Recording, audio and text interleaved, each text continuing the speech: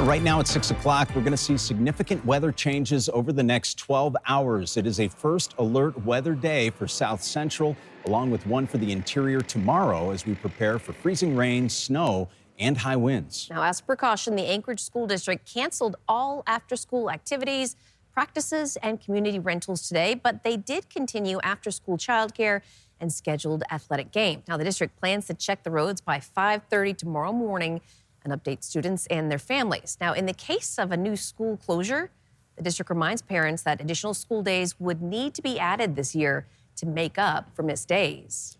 And as always, we are working to make sure you and your family are informed about potentially dangerous weather conditions so that you can, well, safely make plans or commutes. And we have team coverage tonight.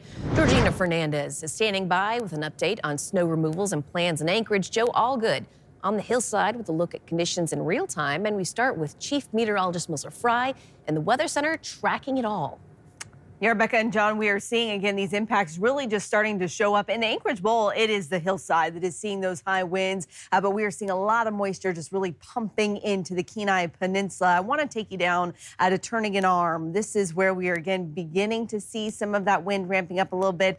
It is dark, and anyone trying to travel Turnagain Arm up to Turnagain Pass, again, it's going to be difficult driving conditions. When it is dark like this, again, you can't quite see what's on the road, but we are seeing again, light snow falling now that is likely to transition to rain and freezing rain overnight tonight. And we're also likely going to see the winds picking up. This is just south of Potter Marsh. I had a little bit further down the road, and we're already seeing those winds ramping up over 50 miles per hour. And those are going to continue here for the next couple of days. So again, here are those first alert impacts you need to be prepared for. South Central, it is warming fast. We are seeing a combination of snow, rain, and ice and windy conditions that again are going to ramp up from this point forward into tomorrow afternoon. The interior, this moisture is headed your direction, some wind and some light freezing rain as well. And we're also seeing those impacts in the southwest corner of the state. Here are those peak wind gusts that we've seen just this afternoon and early evening, up to 91 miles per hour out at Alyeska, 84 miles per hour at Flat Top, 81 at Sunburst, that is through Turnagain Pass, and up to 75 miles per hour, even at low elevation in Portage Glacier. So again, you can see those winds are ramping up. It's going to be the Anchorage hillside that is still under that high wind warning for wind gusts to 85 miles per hour through noon tomorrow. Eventually, we'll start to see some strong winds ramping up tomorrow, even into the Anchorage Bowl. Again, you can see those impacts are widespread. We are seeing, again, snow rapidly transitioning to rain along the Sterling Highway. I just heard from some folks that just north of Kenai that said conditions are deteriorating there very quickly. So again, be prepared for difficult road conditions, very dangerous in the backcountry. We do have that avalanche warning in effect through at least Saturday. And again, it is just a really wide variety of impacts that we're seeing here across the state. Now, this storm is coming in with a lot of snow already piled up around town. And Georgina Fernandez is live in Anchorage with the latest on city plowing and how crews are preparing for this next storm. Georgina. Well, Melissa, as of late morning and today, the state was about 80% complete with their plow out status, and they're hoping to have that wrapped up by this evening. As the city hopes, this will help them prepare for the storm that they're expecting tonight.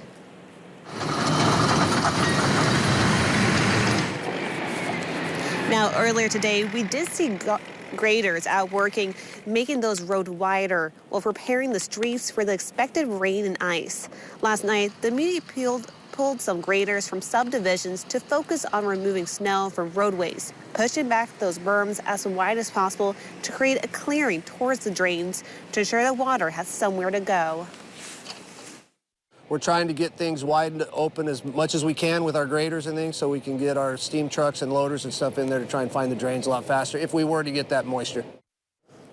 Now, I did speak with the Department of Transportation, and they say their standards are ready to be rolled out. And now that's going to work similar to plowing. They're going to start with the highways and then move to those artillery roads. And they say the big message tonight is drive with caution. Even if those roads are sanded, they want you to be safe out there. Absolutely. And those high winds are a major factor across the higher elevations of South Central as that storm moves in. Hurricane force winds have already been seen in Turnagain Pass and the hillside. And that's where Joe Allgood is right now. Yeah, he's experiencing driving in the area. Now he's here to show us what it feels like and looks like right now. Joe, what's happening? Yeah, the winds are starting to blow in here on the hillside. We've been measuring them, and they're consistently coming in off the hillside. Every now and then we'll get a good gust that really just sort of pushes you back a little bit, and I can feel all those snowflakes melting against my face as the wind blows those in. I don't know if you can tell in the lights behind me, but you can see those snow and the precipitation that's backlit by all those lights. But it is steadily increasing here. We've been here all afternoon, and that wind is starting to get stronger and stronger. So we've been measuring it, and every now and then you'll get those big wind gusts. But throughout this area, we've seen trash cans going down around town. A lot of people getting their salt and everything ready to salt the roads, sidewalks, and that sort of thing with the freezing rain on the way.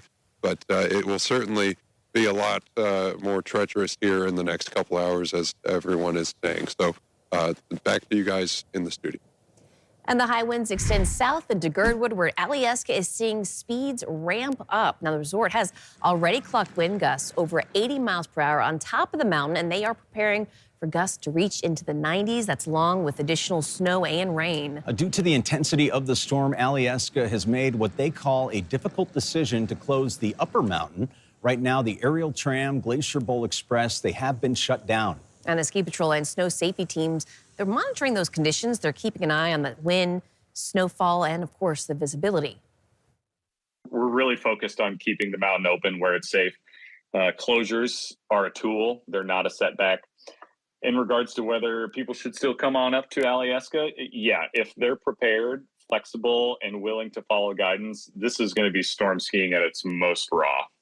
We love big storms, but we respect them even more here at Alyeska. Now, Alyeska urges guests to check conditions before arriving to the resort and, again, respect all closures. Stay updated with 24/7 weather coverage with our First Alert weather app. Search KTUU First Alert Weather in the App Store.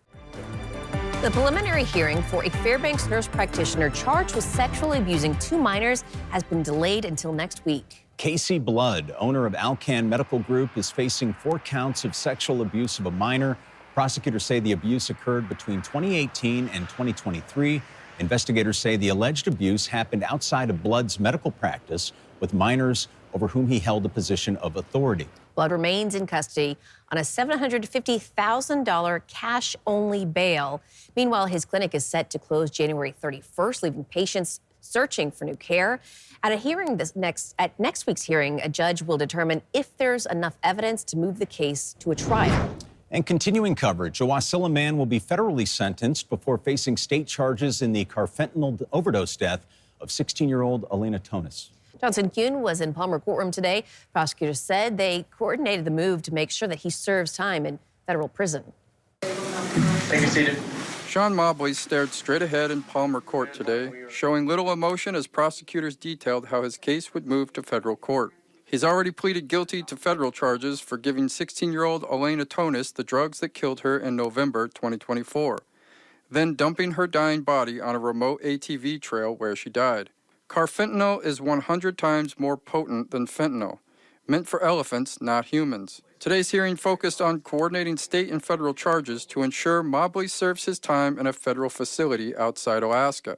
Assistant Attorney General Lindsay Ingaldson explained the strategy. Mr. Mobley will need to do his federal sentencing first. Then the state sentencing will come next so that we can ensure that he's serving his time in a federal facility. While Mobley awaits his rescheduled change of plea hearing for state charges, prosecutors say he's expected to plead guilty to those charges, as he already pleaded guilty to federal charges last October. Prosecutors say the sequence of Mobley's crimes unfolded over 2 days in mid-November 2024. On November 14th, prosecutors say Mobley distributed what he believed was powdered fentanyl to an adult victim, who overdosed and was revived with Narcan. Prosecutors say an associate warned Mobley not to distribute the substance to anyone else. That same evening, they say he met 16-year-old Tonis at a gas station. She texted a friend saying she was going to use drugs. They say Mobley drove her to a remote ATV trail, arriving around midnight. Tonis fatally overdosed in his truck hours later. Mobley then dumped her body on the trail and continued dealing drugs. The medical examiner ruled Tonis' death was caused by acute combined toxic effects of carfentanil and methamphetamine. Cell phone records, surveillance video, and text messages placed Mobley with Tonis during her final moments alive, prosecutors say. In a case, people across the state continue to watch closely. Johnson Kuhn, Alaska's news source. Now, this is the first federal carfentanil distribution prosecution in Alaska. Both Mobley's defense attorney and the victim's family are in agreement with the coordination plan. Now, he will be federally sentenced January 22nd, expected back in state court February 5th, facing 30 years federal, 20 years state, running concurrently. Thanks for listening.